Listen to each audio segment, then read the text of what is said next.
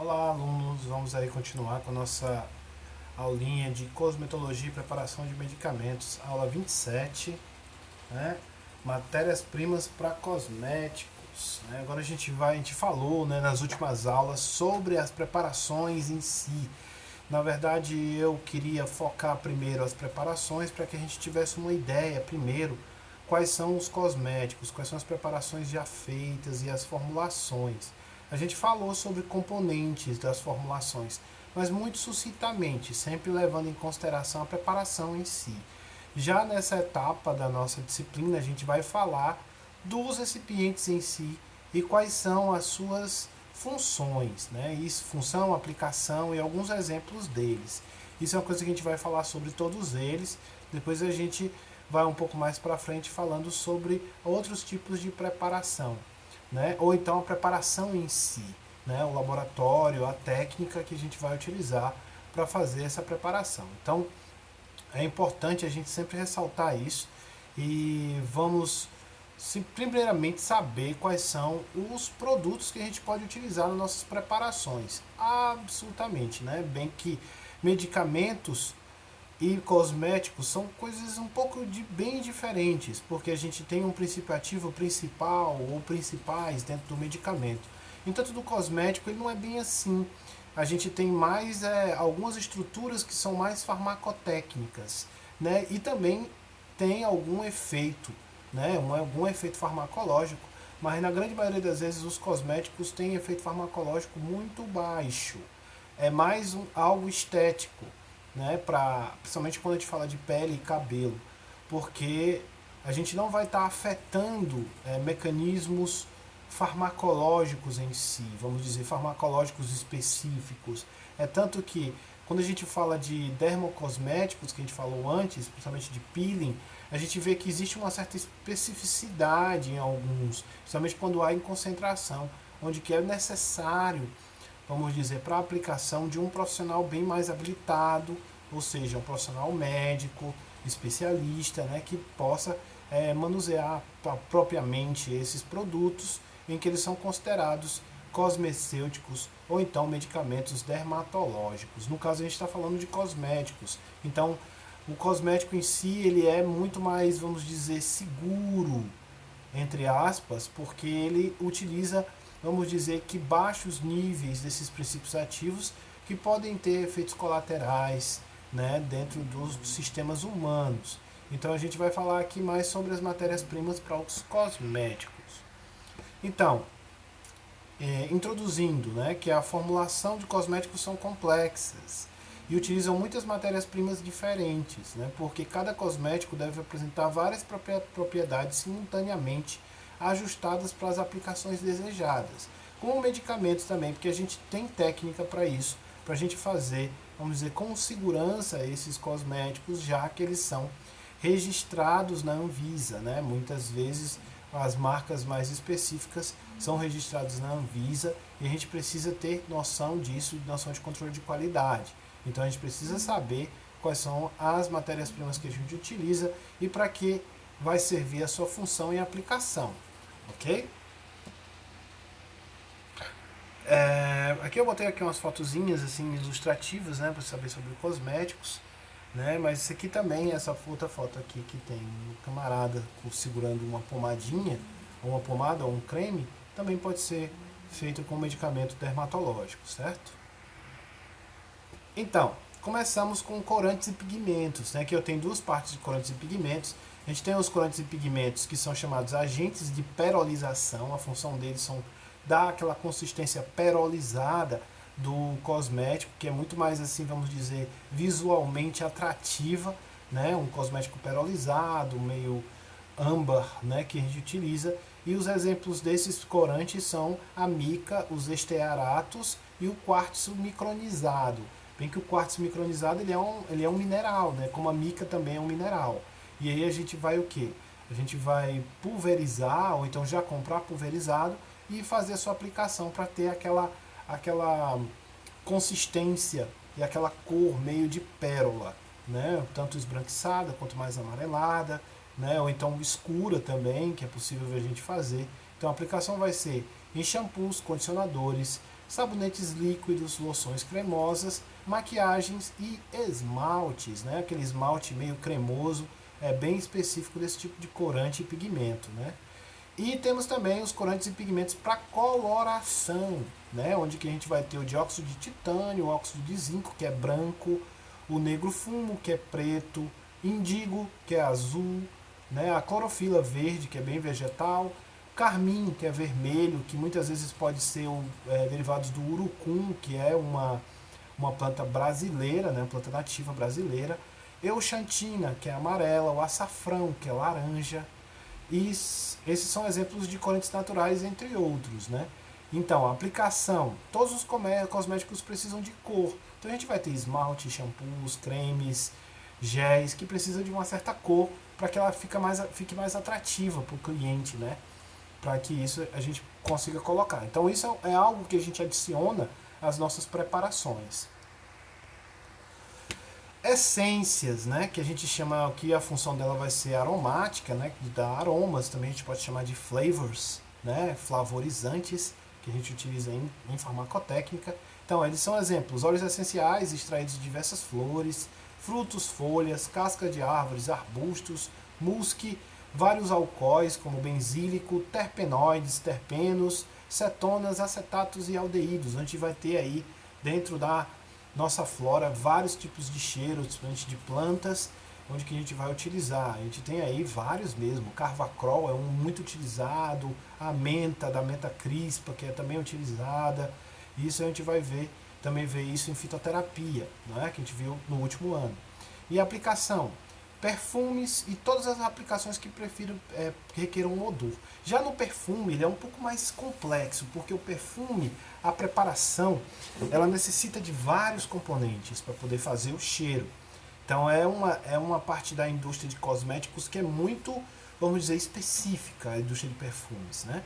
Onde que a gente vai ter aí fundo, odor de fundo, a gente vai ter aí como você fazer para que fique muito tempo, impregne na pele, né? Isso são vários aspectos das essências que a gente pode utilizar para fazer perfumes, né? E aí nós temos recipientes. Recipientes são tipos vários, a gente vai basicamente classificá-los pelo tipo de função. Então a gente tem o recipiente abrasivo e de cargas minerais, né? Como caulim, sílica, sais de alumínio e dióxido de titânio. Né? Aplicação: pastas de dentes, loções, cremes para peeling facial, como a gente já viu anteriormente. Outro recipiente de função chamados espumantes e repelentes de água. Né? Nós temos um exemplo bem clássico, que é o óleo de silicone, onde que a gente utiliza para protetor solar. No caso, para que não, vamos dizer, que impregne mais na pele, mesmo utilizado em ambientes que a gente tem aí, ambientes que tenham muita água, como o mar ou a piscina, né, que é utilizado bem basicamente em protetores solares. Outros recipientes são os recipientes antioxidantes, né, onde que a gente vai ter o BHT, BHA, beta-carotenos, propigalatos e sulfitos. Eles vão ser como conservantes, né, vão diminuir a oxidação da preparação, fazendo com que ela dure mais tempo. Então a gente vai ter isso também utilizado, esses recipientes são utilizados na indústria alimentícia, mas também utilizados bem mesmo dentro da indústria de cosméticos. Né? A aplicação: cremes anti-envelhecimento, protetores solares, shampoos de uso diário e de proteção de cor, né? Tinturas para cabelos e condicionadores. Né? Isso então é bem vasta a utilização desse recipiente antioxidante. Recipientes de bases oleosas, né, como óleo de soja, óleo mamona, óleo de canela, óleo de algodão, óleo de oliva, óleo de gergelim, óleo mineral, que é o chamado petrolato líquido. Né, a gente vai ter aplicação aí em esmaltes, batons, emulsões, óleo e água, cremes e loções, óleos de massagem corporal, óleo de hidratação pós-banho. Então esse tipo de recipiente onde que dá aquela oleosidade, é para fazer os óleos. Ele é basicamente utilizado como base, né, para fazer esse tipo de óleo. Também temos recipientes de bases solventes e propelentes. Isso aqui é bem interessante, porque é o butano, isopropano, etanol, diéster, acetato de etila, acetato de butila e acetona.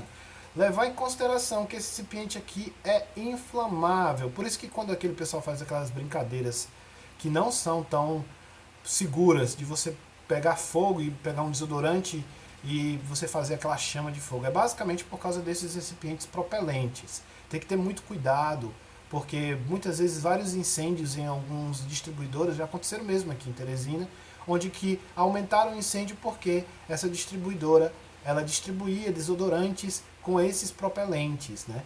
E isso é uma coisa muito importante que a gente tem que levar em consideração, que esses propelentes não podem pegar calor, né? Não podem, de jeito nenhum. Então eles têm que ser armazenados de forma segura.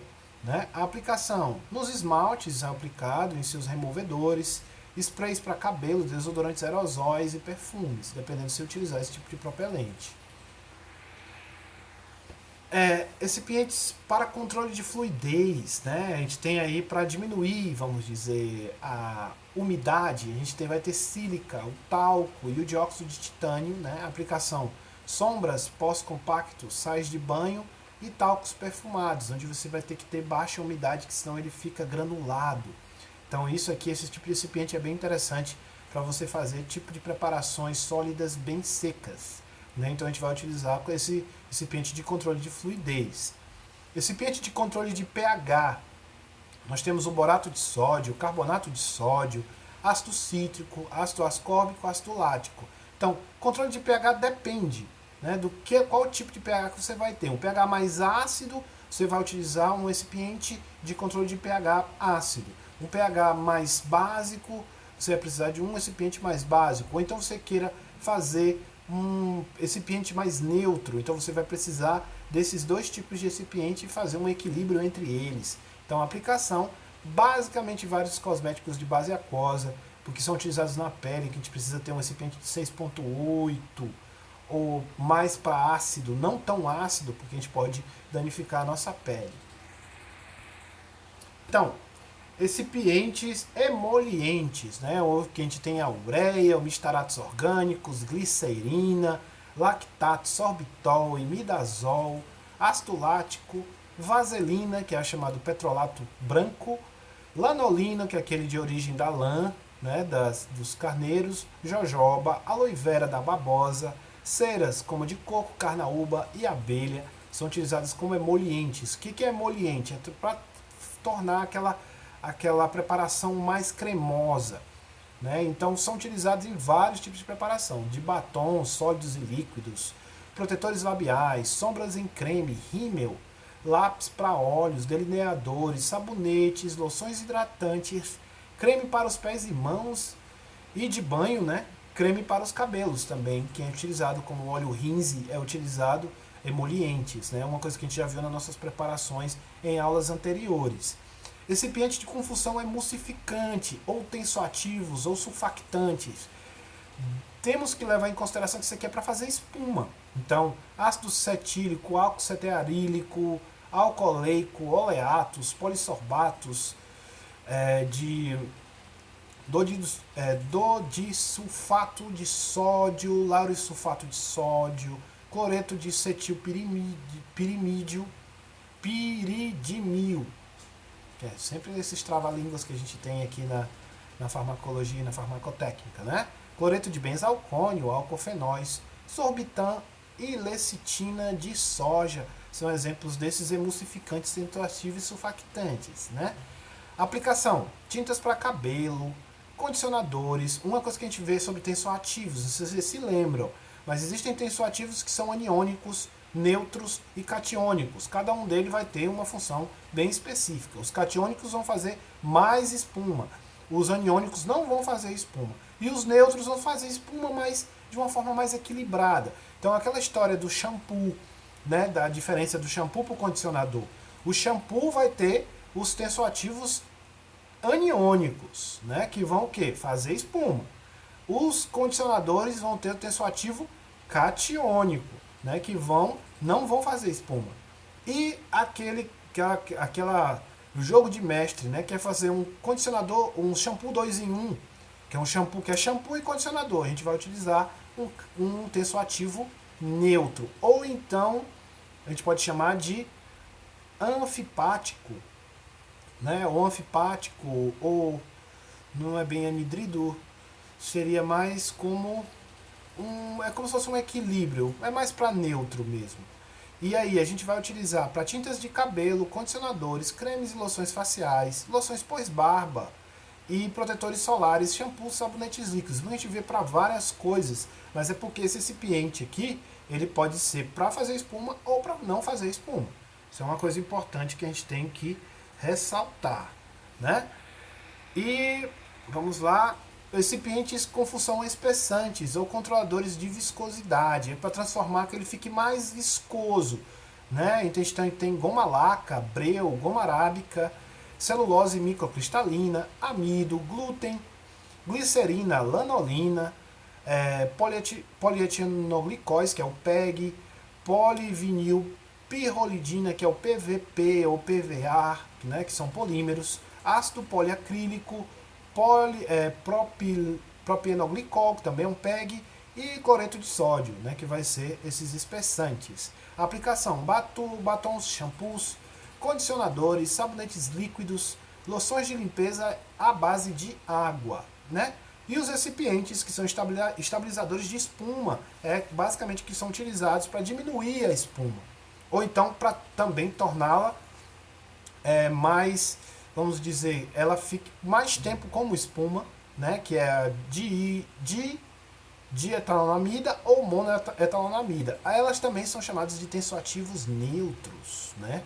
Que também podem ser utilizados. Então, shampoo, sabonetes líquidos e tinturas para cabelo.